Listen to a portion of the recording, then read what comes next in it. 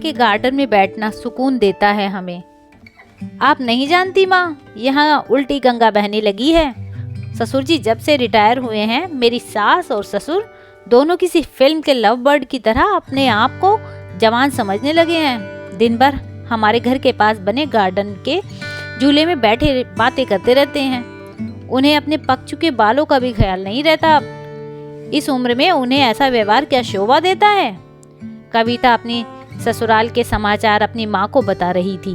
तभी सास अलका उदास मन से रसोई घर में जाती है, क्योंकि बहू की वो कड़वी बातें उन्होंने सुन ली थी। उनकी सभी बातों को नजरअंदाज कर सास मसाले वाली चाय बना के पहले एक कप बहू को उसके कमरे में देकर दूसरा कप अपने पति सोमनाथ के लिए लेकर जाती है। बहू यह देखती है और अपना मुंह टेढ़ा करती है। सास ने फिर से एक बार उसकी तरफ दुर्लक्ष्य किया, क्योंकि ससुर के निवृत्त होने के बाद यह उनका रोज का ही नित्य कर्म बन गया था। अब वह किसी की भी परवाह किए बिना रोज अपनी मर्जी के मुताबिक नए नए कपड़े पहनकर गार्डन में अपने पति के साथ बैठकर अपना ज्यादातर समय बिताती थी। उन्होंने अपनी पूरी जिंदगी अपने बच्चों के लिए काम करते बिता दी थी, इसलिए अब बची कुची जिंदगी वह दोनों एक साथ समय बिताकर जीना चाहते थे। आनंद निवास बंगले जैसा 2 मंजिलों का घर पति पत्नी का ये सपना था और उन्होंने बड़ी मेहनत से इसे पूरा भी किया था। अलका जी ने घर के सामने बड़े प्यार से उस गार्डन को बनाया था और वहाँ पर कई फूलों के पौधे और बेलें उगाई थी। उनके उगाए जसवंती, मोगरा, गुलाब ऐसे दर्जनों फूलों की खुशबू से उनका गार्डन हमेशा महकता रहता था। अलग अलग ऋतुओं में अलका जी अलग अलग सब्जियां भी अपने उस गार्डन में उगाया करती थी। रसोई के लिए धनिया, पुदीना, मेथी उन्हें कभी बाहर से खरीदी नहीं पड़ती थी। इतने सालों तक काम की भागदौड़ में सोमनाथ जी कभी भी इस जगह का आनंद ले ही नहीं पाए थे, लेकिन अब उनका पूरा खाली समय इसी जगह पर बीतता था।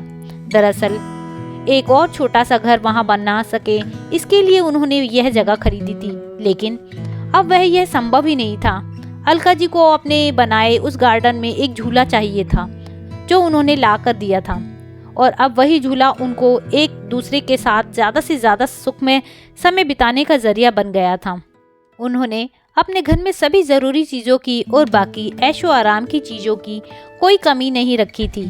फिर भी बहू को दोनों का उस झूले पर बैठकर समय बिताना खटकता था। पहले दिन भर उसके साथ रहने वाली सास अब ज़्यादा समय अपने पति को देने लगी थी। अपने सास ससुर को टॉन्ट मारने का एक भी मौका कविता नहीं छोड़ती थी। वह हमेशा अपना दिमाग उनको उस जगह से हटाने के लिए लगाती, और एक बार उसने ऐसा करने के लिए एक षड्यंत्र भी रचा। अजय, तुम्हें नहीं लगता कि हमें एक बड़ी कार लेनी चाहिए? कविता ने अपने पति से कहा। आइडिया तो अच्छा है, लेकिन कार रखने के लिए जगह कहाँ है हमारे पास? एक ही तो छोटा सा गैराज है, जहाँ सिर्फ एक कार के लिए ही जगह है। अजय ने चिंता वाले स्वर में कहा। कौन कहता है जगह नहीं है? वह गार्डन है ना, जहाँ आजकल 2 लव बर्ड्स अपना डेरा जमाए बैठते हैं। कविता ने अपने पति की तरफ तिरछी नजर करते हुए कहा। आजकल तुम कुछ ज्यादा ही बोलने लगी हो, अजय ने अपनी पत्नी को फटकार लगाते हुए कहा। लेकिन सच तो ये था कि उसने भी इस बारे में अपने पिता से बात करने का मन बना लिया था। अगले दिन अजय पिता के पास गया और उनसे बोला, पिताजी, मेरा और आपकी बहू का मन है कि एक बड़ी कार ली जाए। पर बेटा, हमारे पास पहले से ही एक बड़ी गाड़ी है ना, दूसरी गाड़ी लेने के बाद हम उसे रखेंगे कहाँ? सोमनाथ जी ने कहा। पिताजी, इसी गार्डन में एक और नया गैराज बनाने का सोच रहा हूँ। कविता को इस गार्डन की कोई पड़ी नहीं है, और माँ भी भला अब और कितने दिन इस गार्डन का ख्याल रखेंगी। इसलिए अच्छा होगा कि सभी पेड़ पौधों को तोड़कर यहाँ गैराज बना लिया जाए। अजय ने अपने विचार बताए। दूर खड़ी अलका जी का यह सुनकर जैसे दिल ही बैठ गया। सोमनाथ जी अपना गुस्सा दबाते हुए बोले, मुझे तुम्हारी माँ से पूछना पड़ेगा, मुझे थोड़ा वक्त दो। क्या पिताजी, इसमें क्या मम्मी से पूछना? आप दोनों तो किसी का विचार करते ही नहीं हैं, दिन भर झूले पर बैठे रहते हैं बिना किसी 4 लोगों के बारे में सोचे। अब कविता घर में है, छोटे बच्चे भी घर में हैं, और आने जाने वाले लोग भी तो आपको कैसे देखते हैं, आप किसी का विचार नहीं करते। अजय थोड़ा चिढ़ते हुए ही बोला। अंदर से कविता की बड़बड़ भी चालू ही थी।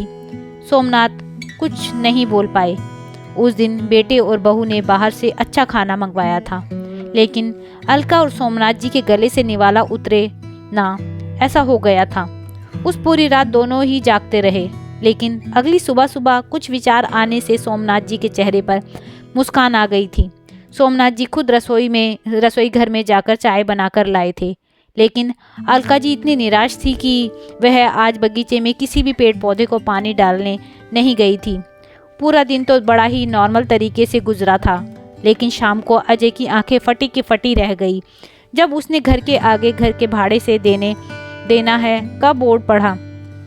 अजय ने सोमनाथ जी से कहा, पापा, माना कि हमारा घर बड़ा है, लेकिन इसका यह मतलब तो नहीं थोड़ा ही है कि हम उसे भाड़े से दे दें। बेटा, अगले महीने मेरे साथ काम करने वाले शर्मा जी रिटायर हो रहे हैं और वही अब इस घर में भाड़े से रहेंगे। सोमनाथ जी ने कहा, लेकिन वह रहेंगे कहाँ? अजय ने अपनी शंका भरा सवाल पूछा। घर के उस हिस्से में जहाँ तुम रहते हो, सोमनाथ जी ने कड़क आवाज में कहा। और पापा, हम कहाँ रहेंगे? नरम पड़ती आवाज में अजय ने पूछा। बेटा, मैं मानता हूँ कि मैंने तुम्हें इस लायक तो बनाया है कि तुम अपने पैरों पर खुद खड़े हो सको, इसलिए तुम्हारे पास 1 महीना है। तुम अपने लिए नया फ्लैट ढूंढ लो या कंपनी के फ्लैट में रहने चले जाओ। वहाँ तुम्हें तुम्हारी उम्र के लोगों का साथ भी मिल जाएगा और इस घर में हमें हमारी उम्र के लोगों का साथ मिल जाएगा। तुम भी सुखी और हम भी। सोमनाथ जी ने सब कुछ साफ साफ बताया। पापा, लगता है आप तो नाराज हो गए। कल मैंने जो भी कहा मेरा वह मतलब नहीं था। अजय ने अपने पापा से आगे हाथ जोड़ते हुए कहा। नहीं बेटा, तुम्हारी जनरेशन ने हमें यह सबक दिया है कि कैसे प्रैक्टिकल बनकर रहा जाता है। हम बड़े तुम बच्चों को साथ देखकर खुश हो सकते हैं, तो तुम्हें भी हमें साथ देखने में क्यों प्रॉब्लम होती है? यह घर, यह गार्डन में बड़े हुए यह पेड़ पौधे इस बात के गवाह हैं कि कैसे तुम्हारी माँ ने मेरे लिए और खासकर तुम्हारे लिए जी जान से सेवा की है, अपना समय, अपनी जवानी खर्च कर दी है। इसलिए इन सब पर तुमसे और मुझसे भी ज्यादा तुम्हारी माँ का हक है और इन सब को मैं तुम्हारी माँ से नहीं छीन सकता। सोमनाथ जी ने अपनी पत्नी की तरफ देखकर कहा। दोस्तों, जाने अनजाने हम हमेशा यह गलती कर बैठते हैं। हम सोचते हैं कि हमारे बड़े बूढ़े हमारे हिसाब से जीवन जिएं। ऐसा करवाने के लिए हम उन पर अपने विचार थोपने लगते हैं, लेकिन हम यह भूल जाते हैं कि उन्होंने हमारे लिए कितना त्याग किया है और जब उन्हें उनके हिसाब से ज़िंदगी जीने का मौका मिलता है तब उनका साथ देने के बजाय हम उनके विरोधी बन जाते हैं। दोस्तों, इस बात के बारे में आपकी क्या राय है? आप मुझे कमेंट करके ज़रूर बताइएगा और यह भी बताइएगा कि आपको यह कहानी कैसी लगी। अगर आपको यह कहानी अच्छी लगी हो तो इस कहानी को लाइक कीजिएगा, शेयर कीजिएगा और मेरे चैनल को सब्सक्राइब कीजिएगा। वीडियो देखने के लिए धन्यवाद।